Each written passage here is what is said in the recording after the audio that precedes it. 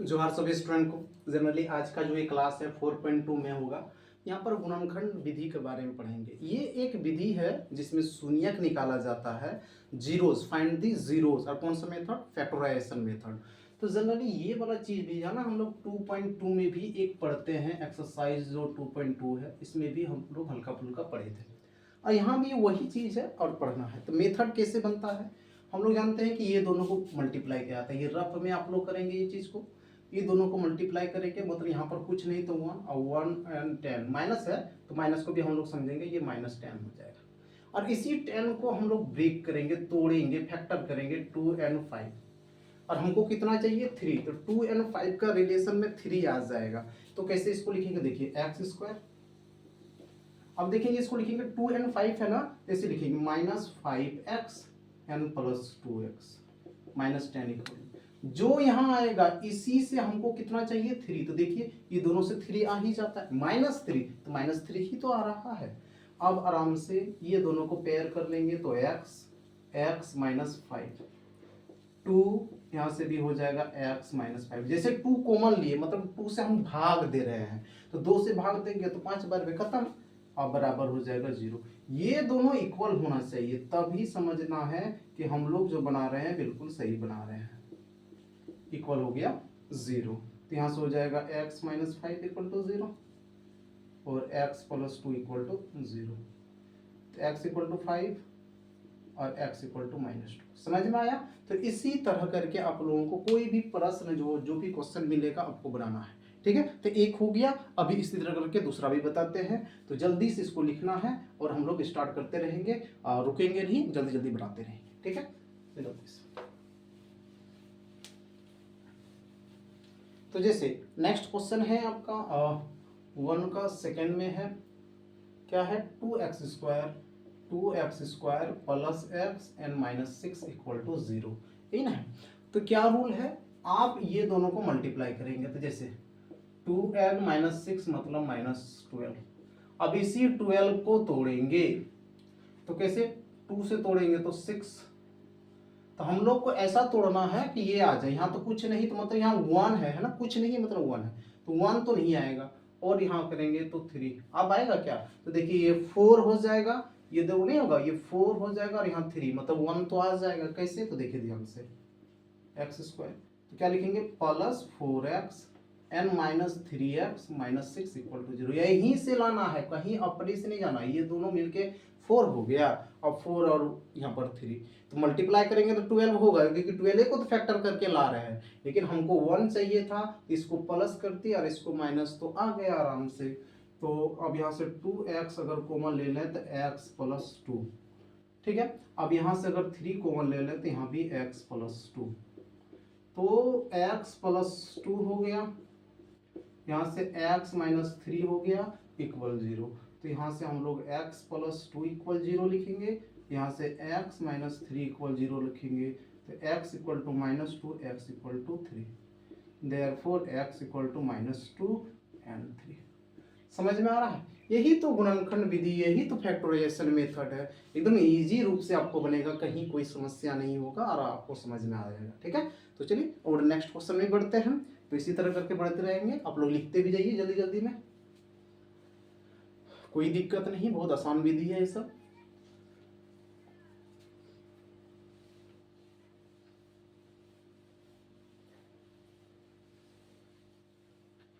चलिए 1 का थर्ड, इसका थर्ड नंबर देखते हैं क्या है क्वेश्चन। √2x² 7x and 5√2। तो कोई दिक्कत नहीं, हम लोग का रूल क्या है? ये दोनों को मल्टीप्लाई करना। तो क्या है? √2 है और 5√2 है। जब इसको गुना करेंगे तो हो जाएगा 5 × 2 मतलब 10 हो जाएगा। अब इस 10 को तोड़ेंगे, कैसे? 2 और 5, हमको चाहिए कितना? 7, तो आ जाएगा ना, दोनों को जोड़ के घटा के जैसे भी आ जाए तो आ रहा है। तो इसको लिखेंगे 2x और 5x, इधर 5√2 अब बराबर 0। इसी को 2 और 5 मतलब 7 तो हो रहा है, इसी 7 को हम लोग लिख दिए। अब आगे देखेंगे, कॉमन तो x हो जाएगा, लेकिन यहाँ 2 है तो जरा सा रफ में ये जो चीज हो रहा है ये रफ में हो रहा है। अब बताइए इससे √2 है, 2 है तो इसको लिख सकते हैं कि √2 इंटू √2 आराम से ना। तो ये जो 2 देख रहे हैं हम लोग √2x² जैसे है, एक लाइन खाली थोड़ा सा आगे बढ़ते हुए इसको √2 गुना √2x लिख दिए, 5x 5√2। इस 2 को क्या कर दिया √2 इंटू √2, तो 2 तो हो ही नहीं जाएगा। तो अब √2 और x कॉमन ले लिए तो क्या बचेगा x, √2 कॉमन तो क्या बच जाएगा √2 बच जाएगा, यहाँ से 5 कॉमन तो x प्लस √2 बच जाएगा। देखिए ये दोनों इक्वल, ये दोनों इक्वल हो गया, मतलब हम लोग सही बना रहे हैं। तो क्या हो गया x प्लस √2 और यहाँ बनेगा √2x n प्लस 5 इक्वल में क्या हो गया 0। तो क्या हो जाएगा x plus √2 equal to 0, √2x plus 5 equal to हो गया 0। तो क्या हो जाएगा x इक्वल टू माइनस √2 और यहाँ √2x इक्वल टू -5, तो x इक्वल टू -5/√2। देखिए ये रूट वाला क्वेश्चन भी आप लोगों का सॉल्यूशन हो गया। देखिए कहीं अगर दिक्कत होगा तो उसको देखना है, समझना है और आगे चलते जाना है।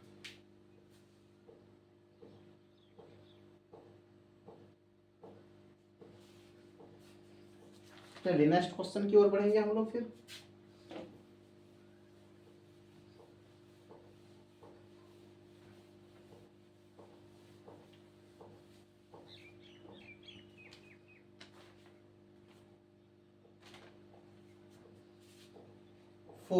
क्वेश्चन नंबर 1 का 4 क्या है 2x² minus x plus 1/8 equal to 0। ये है, तो ये एक इक्वेशन में नहीं है, इसको अरेंज करते हैं ऐसे करके। 1 एलसीएम ले लिए तो हो गया 8, तो एक है तो मल्टीप्लाई होके यहाँ पर 16x², यहाँ 8x और प्लस 1 और बराबर 0।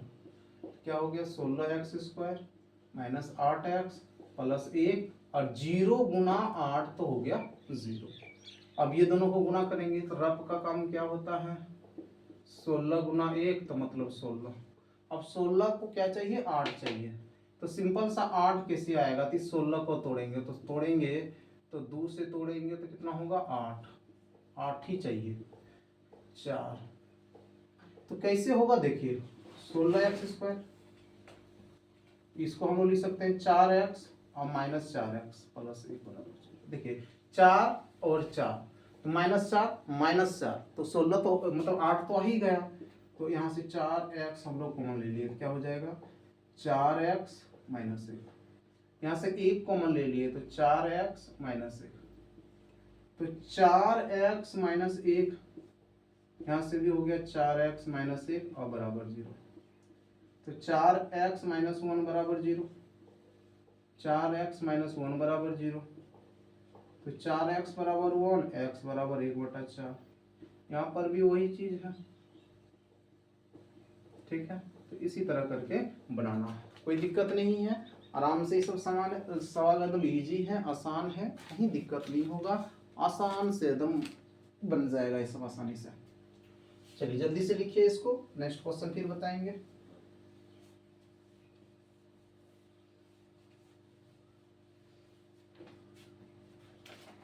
चलिए question number 5, 100x² minus 20x plus 1 बराबर 0। फिर ये दोनों को गुना करेंगे तो 100 गुना 1 तो 100 होगा, और 100 को तोड़ेंगे तो 100 को तोड़ेंगे तो 10 से तोड़ेंगे तो 10 10 10 20।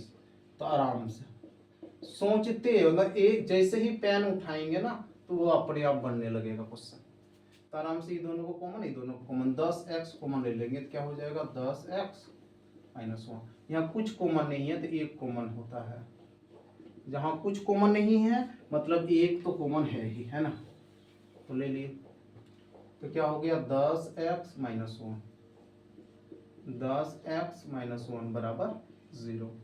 तो क्या हो जाएगा 10x माइनस 1 बराबर 0, 10x माइनस 1 बराबर 0, तो 10x बराबर 1, x बराबर 1/10, 10x बराबर 1, x बराबर 1/10। समझ में आया। तो इसी तरह करके देखिए क्वेश्चन नंबर 1 में आपका 5 सवाल था, हम पांचों को बना दिए है ना। अब क्वेश्चन नंबर 2 बढ़ते हैं, 3 बढ़ते हैं, इसी तरह करके बढ़ते जाएंगे। तो मेन बेसिकली जो है ना ये वाला क्वेश्चन भी आपके लिए इंपॉर्टेंट है, और जो क्वेश्चन नंबर 3, 4, 5 ये सब है, इसमें से भी किसी एक को बना लीजिए। तो मतलब रूल को केवल सीख के रखिए, हो सकता है कोई 1, 2 नंबर 3 नंबर के लिए आ जाएगा। ठीक है, तो ऐसे ही है।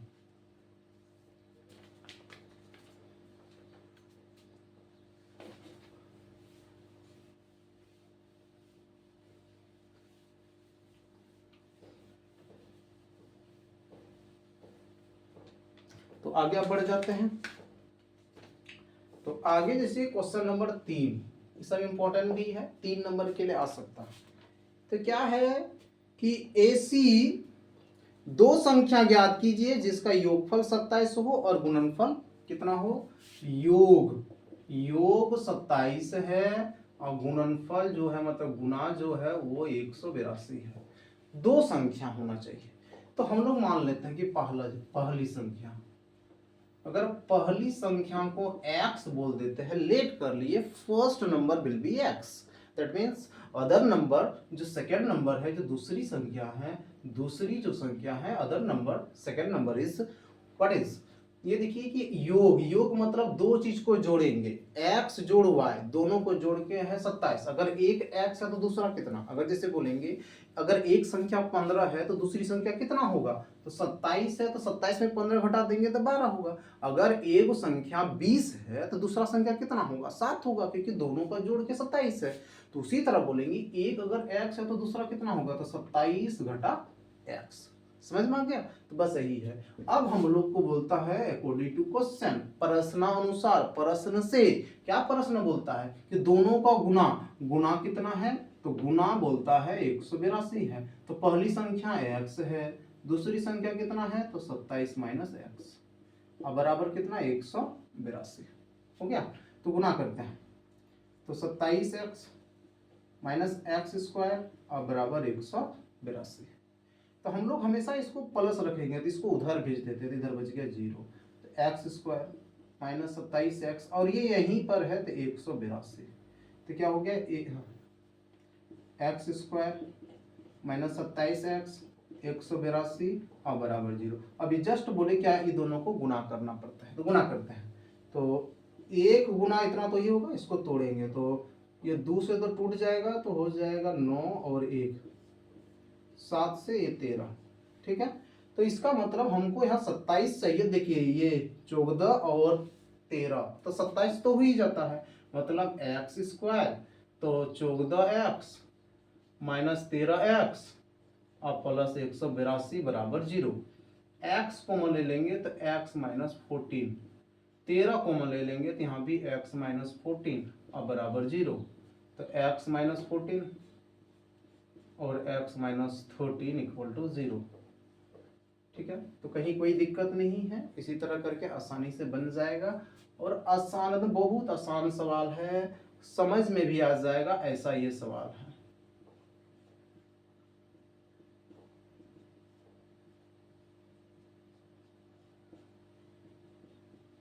तो यहीं पर हमारा निकल गया है ना। तो अब किसी को भी लेंगे, जिस भी संख्या को लेंगे, अगर इसको लेंगे तो दूसरी संख्या 13 होगा, अगर 13 लेंगे तो दूसरी संख्या 14 होगा, इसी से निकाला जाएगा, है ना।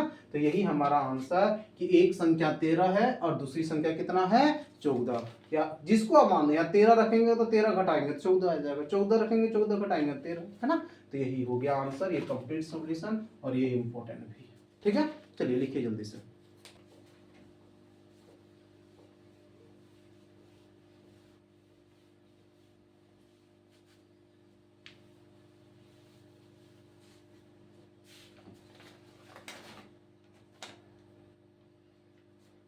क्वेश्चन नंबर 4 जैसे दिया गया है, दो क्रमागत घनात्मक पूर्णांक ज्ञात कीजिए जिनके वर्गों का योग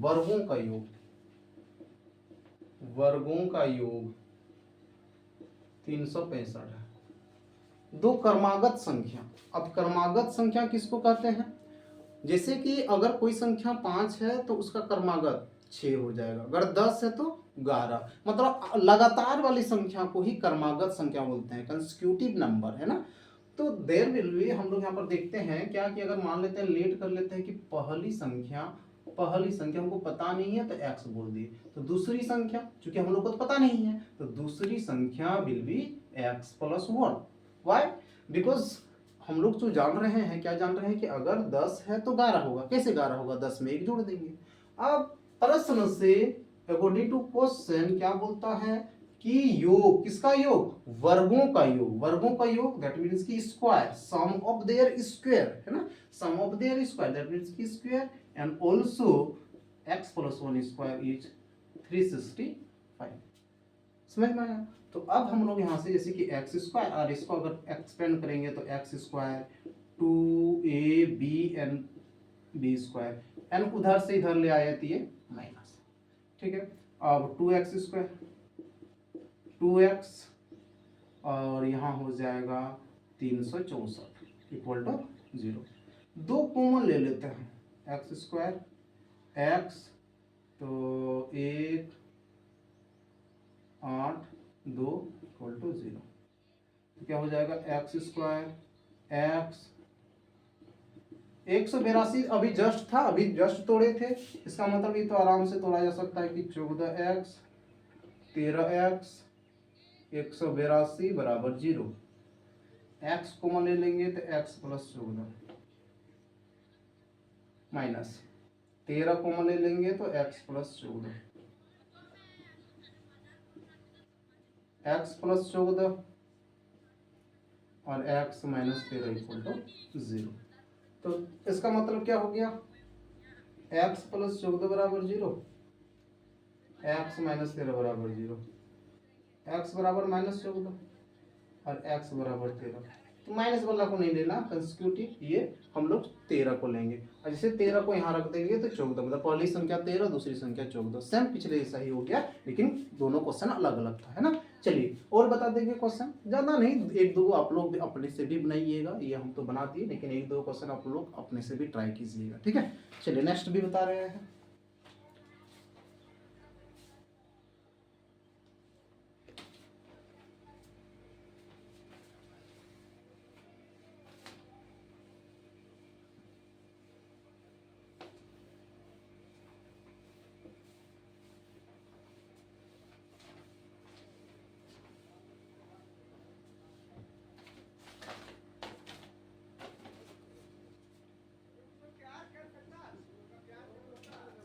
जैसे क्वेश्चन आपको दिया है नेक्स्ट 5 नंबर में, एक समकोण त्रिभुज की ऊंचाई इसके आधार से 60 सेंटीमीटर कम है। किससे? आधार से।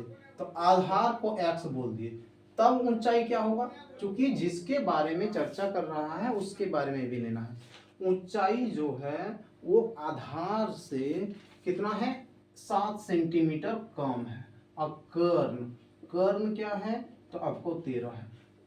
आधार को बेस बोलेंगे, ऊंचाई को हाइट h से, लेकिन यहाँ पर परपेंडिकुलर हो जाएगा, और h से किसको डिनोट करेंगे? हम लोग कर्ण को, क्योंकि एक समकोण त्रिभुज का बात बोला है, समकोण त्रिभुज का बात बोला है, ये h ये बेस ये p, तो यही ऊंचाई है, तो ऊंचाई मतलब परपेंडिकुलर यहाँ पर लेंगे। h हाइट ले लिए गड़बड़ हो जाएगा, तो चूंकि समकोण त्रिभुज है तो समकोण त्रिभुज से क्या जानते हैं? क्या होता है? एच स्क्वायर बराबर p square plus b square, ये रूल हम लोग जानते हैं, ये शुरू से पढ़ते आ रहे हैं, और नहीं पढ़े हैं तो पढ़ना पड़ेगा, है ना। तो एच मतलब 13 का स्क्वायर बराबर पी स्क्वायर। तो पी क्या है? तो देखिए पी की जगह पर हम लोग लगा देंगे एक्स माइनस 7 का स्क्वायर। बी कितना है? तो एक्स स्क्वायर, है ना। तो यहाँ पर हो गया 1 6 9, और इसको तोड़ेंगे तो हो गया x square minus 2ab plus b square और प्लस एक्स स्क्वायर। तो 1 6 9 एक्स स्क्वायर और x square 2x square minus 14x और प्लस 49, है ना। तो इसको भी उधर ले जाएंगे तो ऐसे लिखेंगे 2x square minus 14x plus 49 हो जाएगा, और इसको 169 और बराबर क्या लिख देंगे? 0 लिख देंगे, है ना। तो हम लोग लिखेंगे 2x स्क्वायर, यहाँ पर 14x, अब ये दोनों को घटाएंगे, देखिए कितना हो जाता है, तो हो गया 0 2 120 हो गया।